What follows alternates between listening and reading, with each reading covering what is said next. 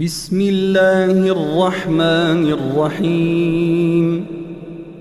الرحمن علم القرآن خلق الإنسان علمه البيان. الشمس والقمر بحسبان والنجم والشجر يسجدان والسماء رفعها ووضع الميزان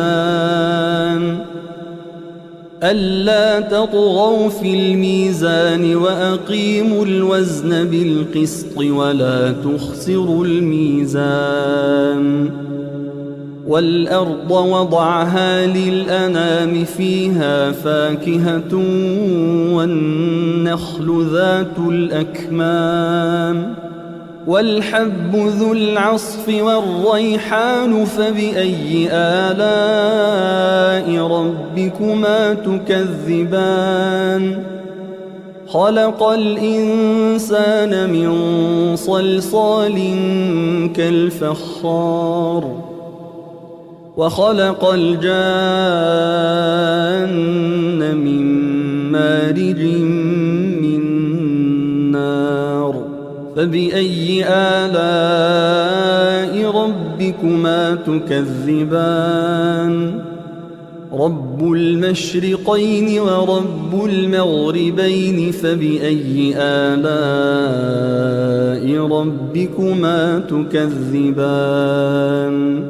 مرج البحرين يلتقيان بينهما برزخ لا يبغيان فبأي آلاء ربكما تكذبان. يخرج منهما اللؤلؤ والمرجان فبأي آلاء ربكما تكذبان. وله الجوار المنشآت في البحر كالأعلام فبأي آلاء ربكما تكذبان. كل من عليها فان ويبقى وجه ربك ذو الجلال والإكرام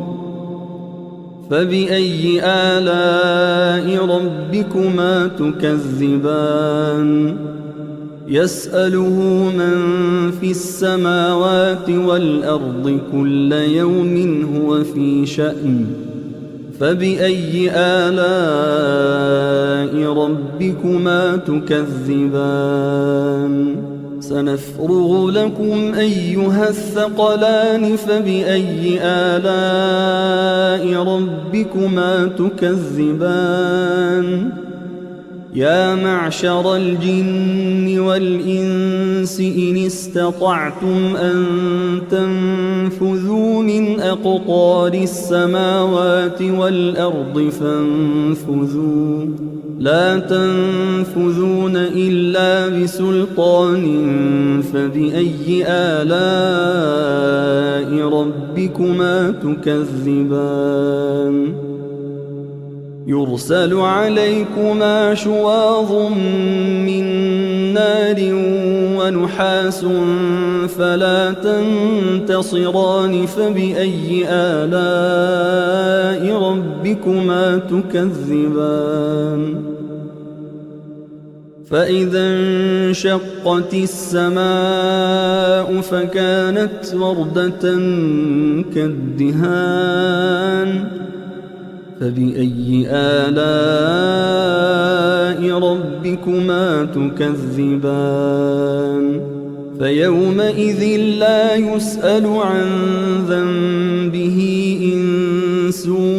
ولا جان فبأي آلاء ربكما تكذبان. يعرف المجرمون بسيماهم فيؤخذ بالنواصي والأقدام فبأي آلاء ربكما تكذبان. هذه جهنم التي يكذب بها المجرمون يطوفون بينها وبين حميم آن فبأي آلاء ربكما تكذبان ولمن خاف مقام ربه جنتان فبأي آلاء ربكما تكذبان ذواتا أفنان فبأي آلاء ربكما تكذبان فيهما عينان تجريان فبأي آلاء ربكما تكذبان فيهما من كل فاكهة زوجان فبأي آلاء ربكما تكذبان متكئين على فرش بطائنها من استبرق وجنى الجنتين دان فبأي آلاء ربكما تكذبان فيهن قاصرات الطرف لم يطمثهن إنس قبلهم ولا جان فبأي آلاء ربكما تكذبان كأنهن الياقوت والمرجان فبأي آلاء ربكما تكذبان هل جزاء الإحسان إلا الإحسان فبأي آلاء ربكما تكذبان ومن دونهما جنتان فبأي آلاء ربكما تكذبان مدهامتان فبأي آلاء ربكما تكذبان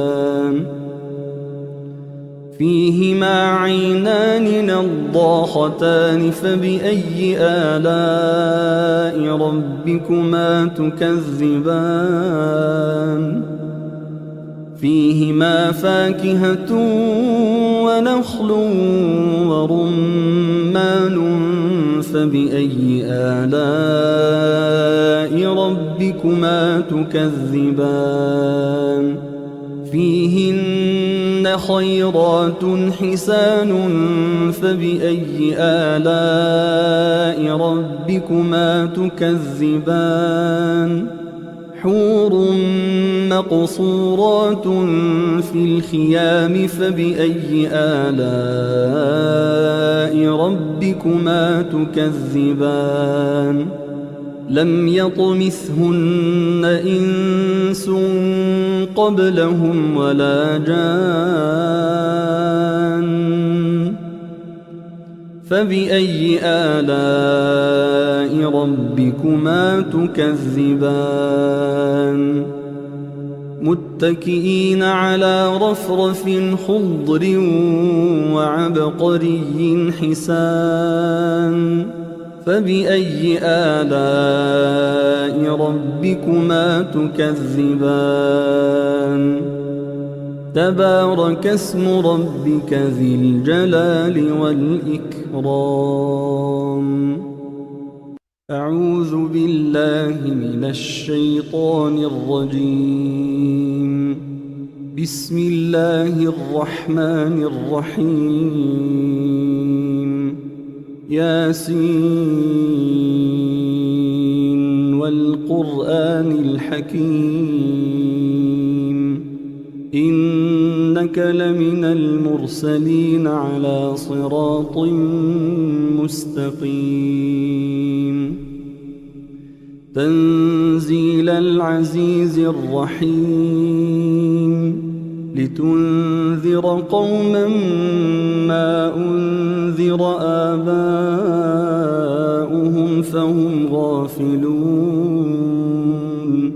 لقد حق ويبقى القول على أكثرهم فهم لا يؤمنون إنا جعلنا في أعناقهم أغلالا فهي إلى الأذقان فهم مقمحون وجعلنا من بين أيديهم سدا ومن خلفهم سدا فأغشيناهم فهم لا يبصرون وسواء عليهم أأنذرتهم أم لم تنذرهم لا يؤمنون إنما تنذر من اتبع الذكر وخشي الرحمن بالغيب فبشره بمغفرة وأجر كريم إنا نحن نحيي الموتى ونكتب ما قدموا وآثارهم وكل شيء أحصيناه في إمام مبين واضرب لهم مثلا أصحاب القرية إذ جاءها المرسلون إذ أرسلنا إليهم 2 فكذبوهما فعززنا ب3 فقالوا إنا إليكم مرسلون قالوا ما أنتم إلا بشر مثلنا وما أنزل الرحمن من شيء إن أنتم إلا تكذبون قالوا ربنا يعلم إنا إليكم لمرسلون وما علينا إلا البلاغ المبين قالوا إنا تطيرنا بكم لئن لم تنتهوا لنرجمنكم وليمسنكم منا عذاب أليم قالوا طائركم معكم أئن ذكرتم بل أنتم قوم مسرفون وجاء من أقصى المدينة رجل يسعى قال يا قوم اتبعوا المرسلين اتبعوا من لا يسألكم أجرا وهم مهتدون وما لي لا أعبد الذي فطرني وإليه ترجعون أأتخذ من دونه آلهة إن يردني الرحمن بضر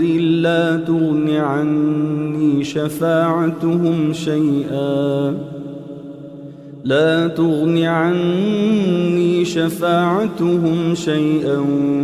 ولا ينقذون إني إذا لفي ضلال مبين إني آمنت بربكم فاسمعون قيل ادخل الجنة قال يا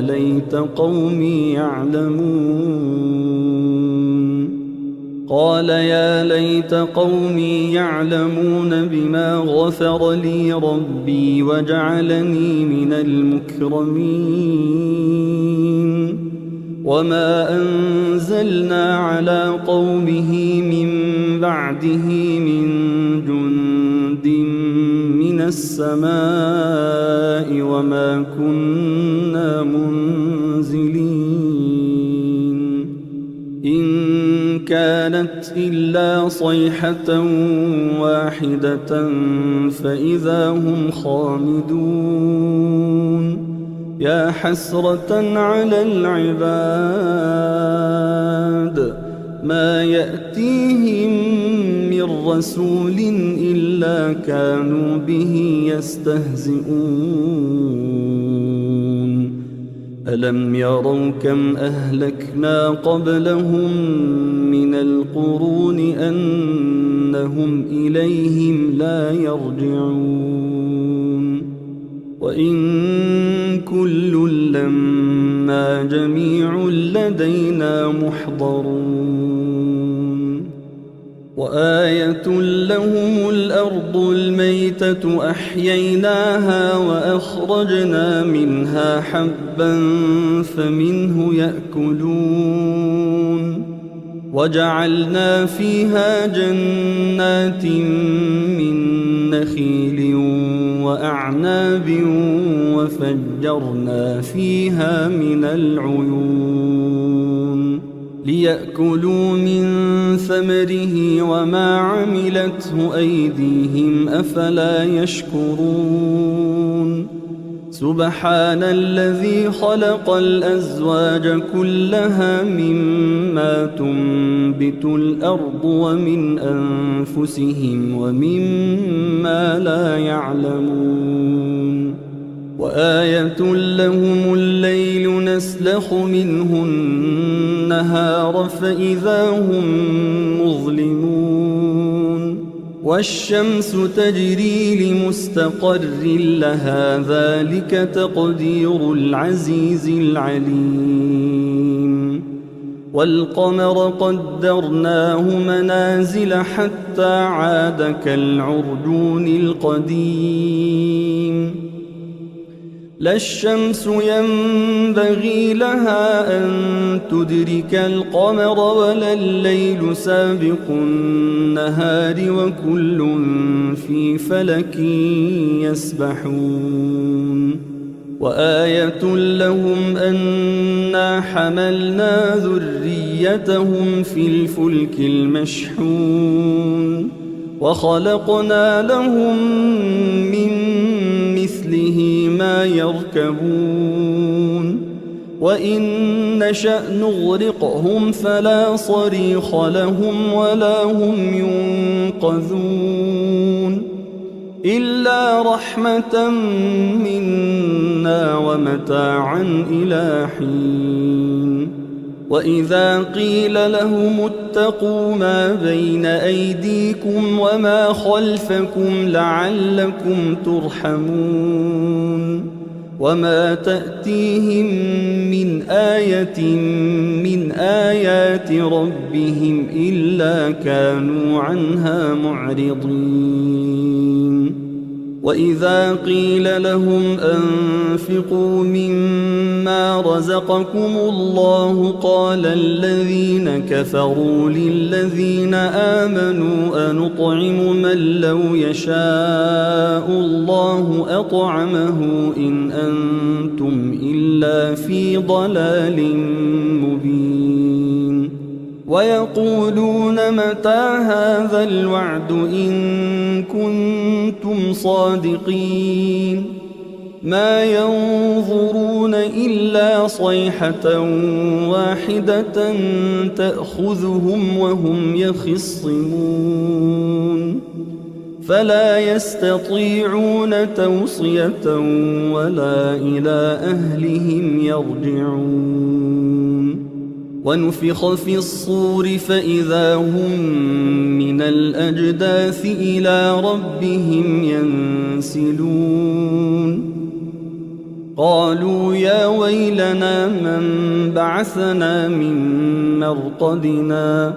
هذا ما وعد الرحمن وصدق المرسلون إن كانت إلا صيحة واحدة فإذا هم جميع لدينا محضرون فاليوم لا تظلم نفس شيئا ولا تجزون إلا ما كنتم تعملون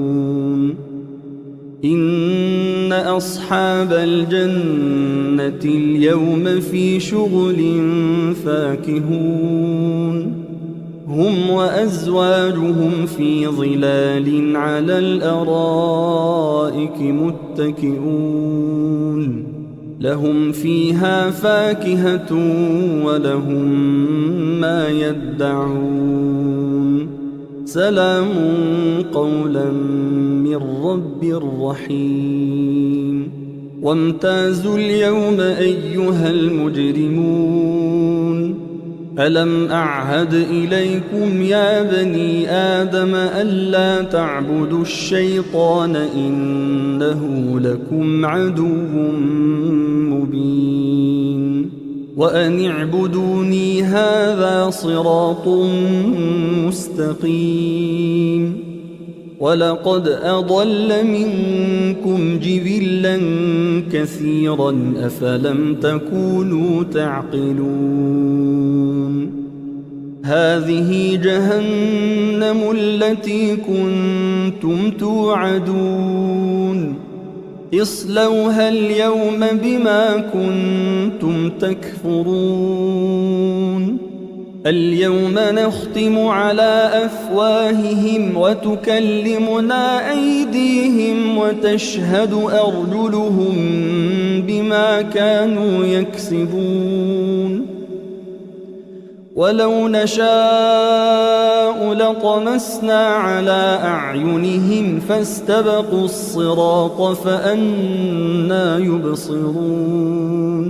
ولو نشاء لمسخناهم على مكانتهم فما استطاعوا مضيا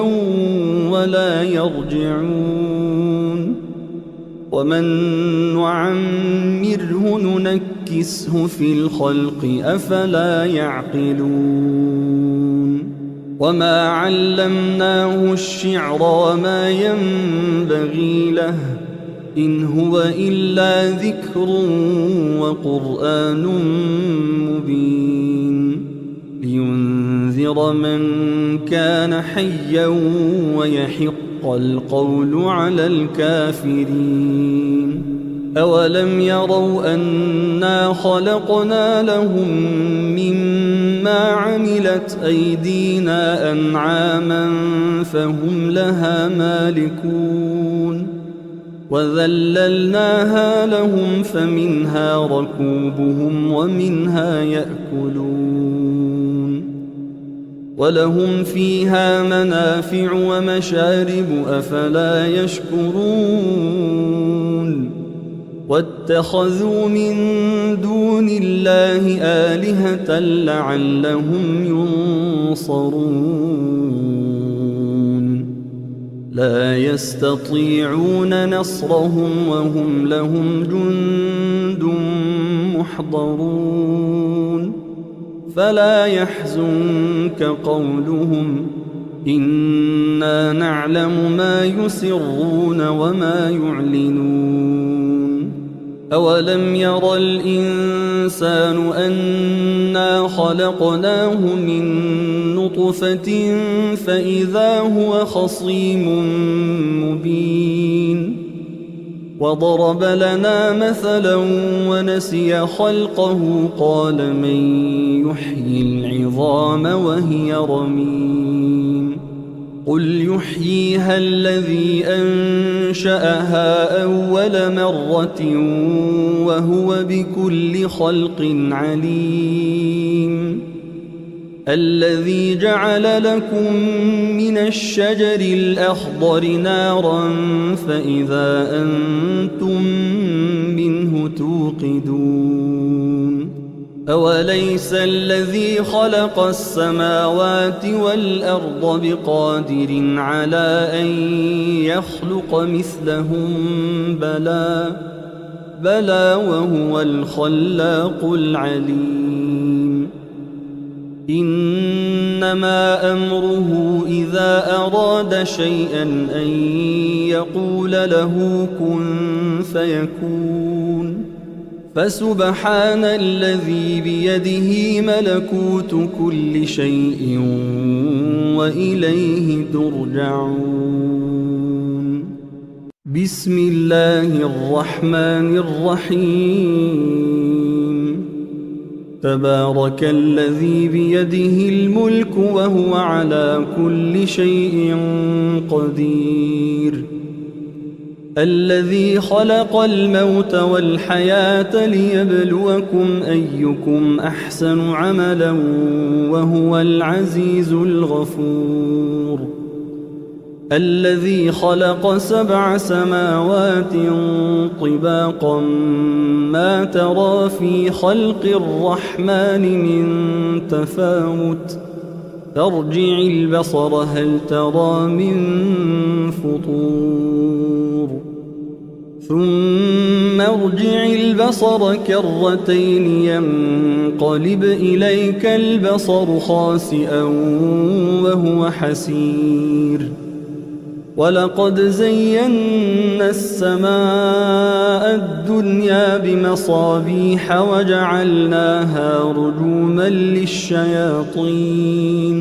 وجعلناها رجوما للشياطين وأعتدنا لهم عذاب السعير وللذين كفروا بربهم عذاب جهنم وبئس المصير إذا ألقوا فيها سمعوا لها شهيقا وهي تفور تكاد تميز من الغيظ كلما ألقي فيها فوج سألهم خزنتها ألم يأتكم نذير قالوا بلى قد جاءنا نذير فكذبنا وقلنا ما نزل الله من شيء إن أنتم إلا في ضلال كبير وقالوا لو كنا نسمع أو نعقل ما كنا في أصحاب السعير فاعترفوا بذنبهم فسحقا لأصحاب السعير إن الذين يخشون ربهم بالغيب لهم مغفرة وأجر كبير وأسروا قولكم أو اجهروا به إنه عليم بذات الصدور ألا يعلم من خلق وهو اللطيف الخبير هو الذي جعل لكم الأرض ذلولا فامشوا في مناكبها وكلوا من رزقه وإليه النشور أأمنتم من في السماء أن يخسف بكم الأرض فإذا هي تمور أم أمنتم من في السماء أن يرسل عليكم حاصبا فستعلمون كيف نذير ولقد كذب الذين من قبلهم فكيف كان نكير أولم يروا إلى الطير فوقهم صافات ويقبضن ما يمسكهن إلا الرحمن إنه بكل شيء بصير أمن هذا الذي هو جند لكم ينصركم من دون الرحمن إن الكافرون إلا في غرور أمن هذا الذي يرزقكم إن أمسك رزقه بل لجوا في عتو ونفور أفمن يمشي مكبا على وجهه أهدى أمن يمشي سويا على صراط مستقيم قل هو الذي أنشأكم وجعل لكم السمع والأبصار والأفئدة قليلا ما تشكرون قل هو الذي ذرأكم في الأرض وإليه تحشرون ويقولون متى هذا الوعد إن كنتم صادقين قل إنما العلم عند الله وإنما أنا نذير مبين فلما رأوه زلفة سيئت وجوه الذين كفروا وقيل هذا الذي كنتم به تدعون قل أرأيتم إن أهلكني الله ومن معي أو رحمنا فمن يجير الكافرين من عذاب أليم قل هو الرحمن آمنا به وعليه توكلنا فستعلمون من هو في ضلال مبين قل أرأيتم إن أصبح ماؤكم غورا فمن يأتيكم بماء معين بسم الله الرحمن الرحيم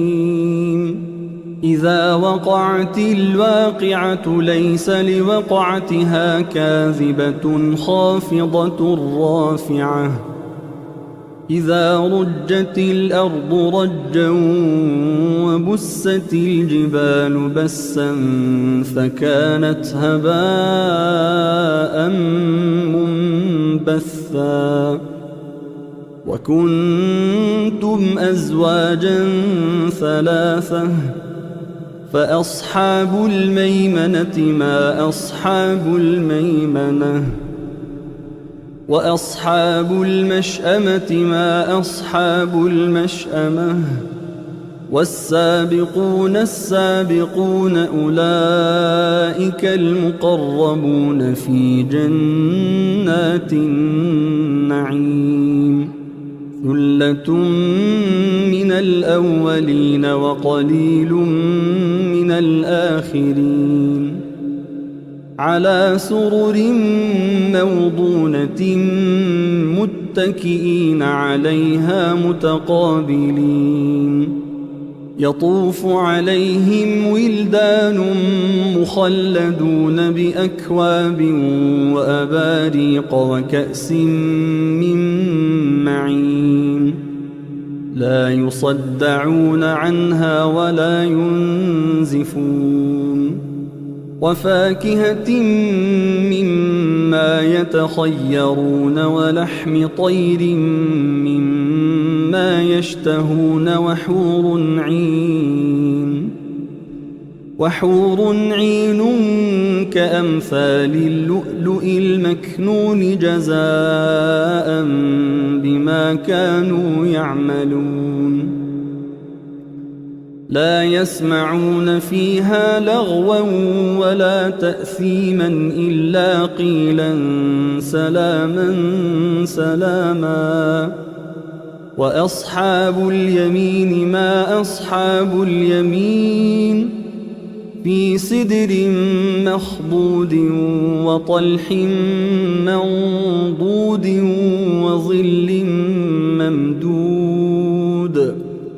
وظل ممدود وماء مسكوب وفاكهة كثيرة لا مقطوعة ولا ممنوعة وفرش مرفوعة إنا أنشأناهن إنشاء فجعلناهن أبكارا عربا أترابا لأصحاب اليمين ثلة من الأولين وثلة من الآخرين وأصحاب الشمال ما أصحاب الشمال في سموم وحميم وظل من يحموم لا بارد ولا كريم إنهم كانوا قبل ذلك مترفين وكانوا يصرون على الحنث العظيم وكانوا يقولون أإذا متنا وكنا ترابا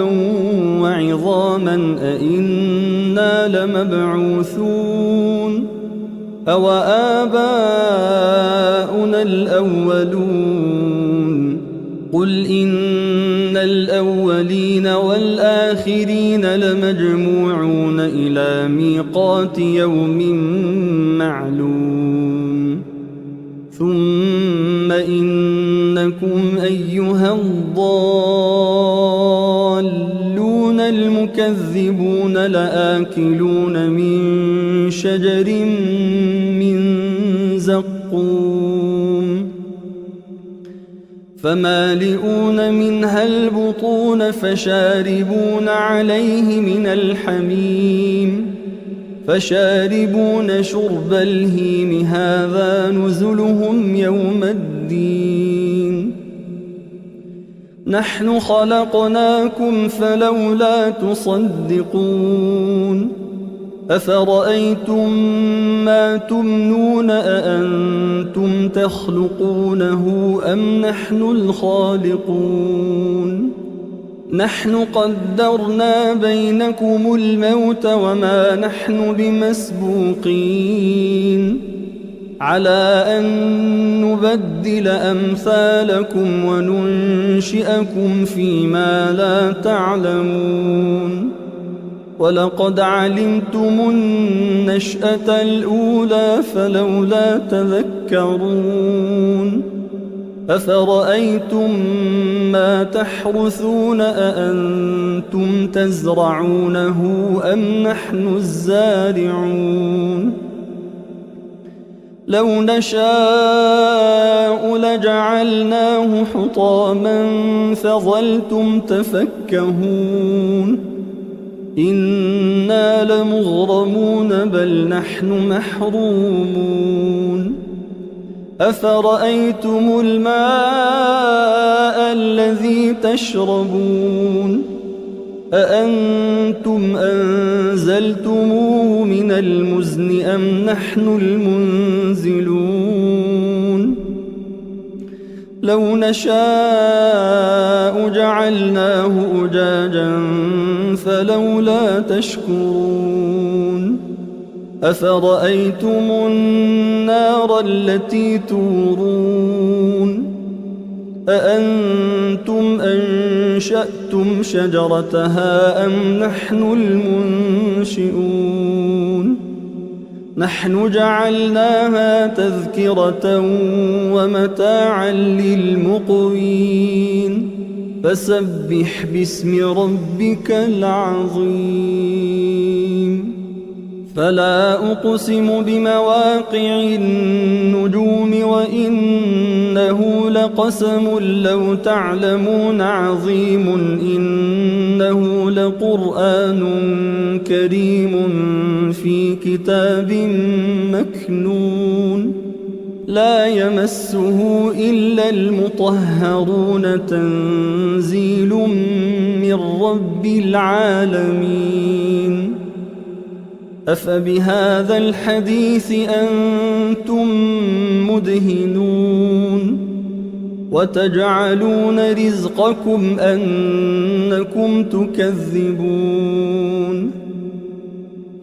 فلولا إذا بلغت الحلقوم وأنتم حينئذ تنظرون ونحن أقرب إليه منكم ولكن لا تبصرون فلولا إن كنتم غير مدينين ترجعونها إن كنتم صادقين فأما إن كان من المقربين فروح وريحان وجنة نعيم وأما إن كان من أصحاب اليمين فسلام لك من أصحاب اليمين. وأما إن كان من المكذبين الضالين فنزل من حميم وتصلية جحيم. إن هذا لهو حق اليقين فسبح باسم ربك العظيم.